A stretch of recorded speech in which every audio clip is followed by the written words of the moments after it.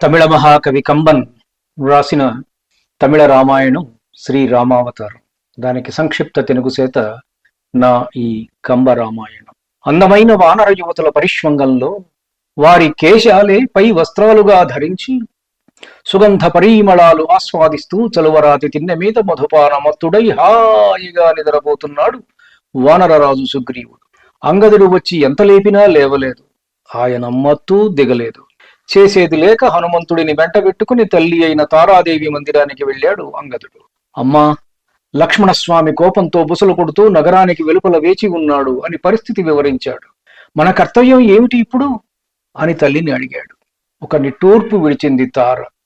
ఏమి చెయ్యకూడదో అది చేసి ఇప్పుడేమి చెయ్యాలి అని ఆలోచించటం మీ తెలివి తక్కువతనం. అసలు రమబాణం నుంచి తప్పించుకోగలమనే అనుకుంటున్నారా?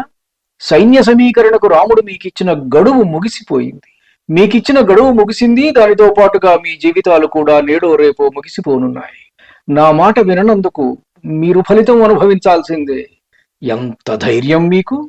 ఎవరి అండతో వాలి ప్రాణాలు తీసి గద్దెనెక్కి సుఖమనుభవిస్తున్నారో వారినే మర్చిపోవడానికి ఎంత కృతజ్ఞులు మీరు!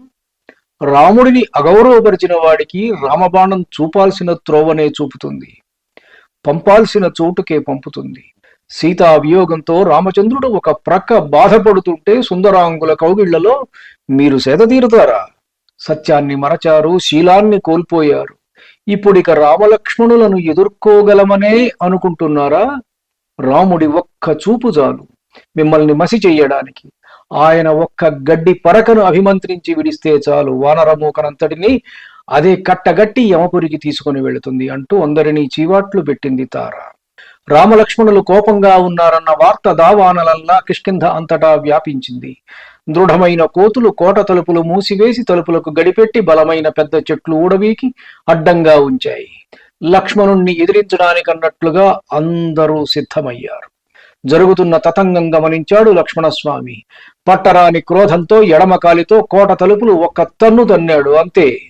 అడ్డంగా ఉన్న వృక్షాలతో సహా తలుపులు గాలిలోకి లేచి కొన్ని యోజనాలు ప్రయాణించాయి.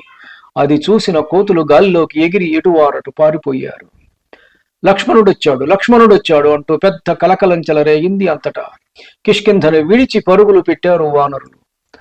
అమ్మా, లక్ష్మణుడొచ్చాడు, ఏమి చెయ్యాలి మనం అని తారను తొందర పెట్టారు అంగదాదులు. గబగబా నడుస్తూ సుగ్రీవుడి భవనంలోకి అడుగు పెట్టబోయాడు లక్ష్మణస్వామి. ఇంతలో ధరించిన ఆభరణాలే ఆయుధాలుగా, కరకంకణ నికోణాలు కాలి అందియలం రోతలే యుద్ధ భేరీలుగా, వంపు తిరిగిన కనుబొమలే పతాకలుగా, చూపులే చురకత్తులుగా గల ఒక దళం ఆయనను చుట్టుముట్టింది. వారంతా నారీ శిరోరత్నమైన తారాదేవి వెంట వచ్చిన వానరవనితలు.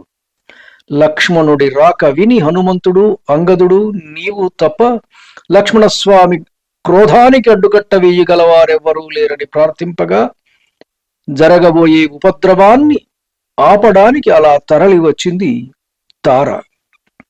ఉప్పొంగుతున్న భుజాల మీద సమున్నతంగా నిలిచి ఉన్న ధనస్సుతో నడుముకు వ్రేలాడే ఖడ్గంతో మహోగ్రంగా కనపడ్డాడు లక్ష్మణస్వామి. ఆడువారిని చూడగానే అంతటి కోపము మంచులా కరిగిపోయింది. సిగ్గుపడి తలదించుకుని పక్కకు తప్పుకున్నాడు. ధనస్సు నేల మీద ఆనించి నిలుచున్నాడు. అత్తగారు, వారింటి ఇతర ఆడువారి ముందు సిగ్గుపడే కొత్త పెళ్లి కొడుకు వలె ఉన్నాడు లక్ష్మణస్వామి.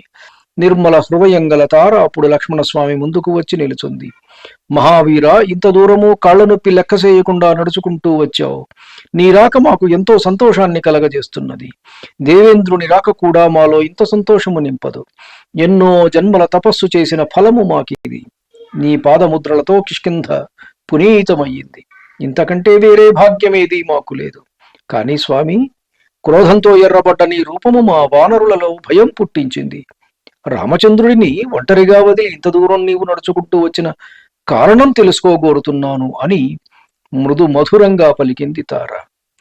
తనతో ఎవరు మాట్లాడుతున్నారో తెలుసుకోగోరి కాస్త కనులు ఎత్తాడు లక్ష్మణస్వామి. మాంగల్యం లేని మెడ ముందు కనపడింది ఆయనకు.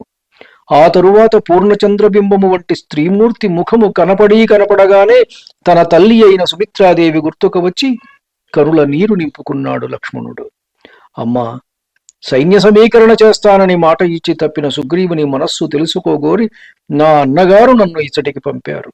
సుగ్రీవుడి ఈ ప్రవర్తనకు గల కారణమేమిటి చెప్పగలరా అని నెమ్మదిగా పలికాడు లక్ష్మణుడు. ధన్యుణ్ణి. నమస్కారం. మీ ఊటుకూరు జానకి రామారావు.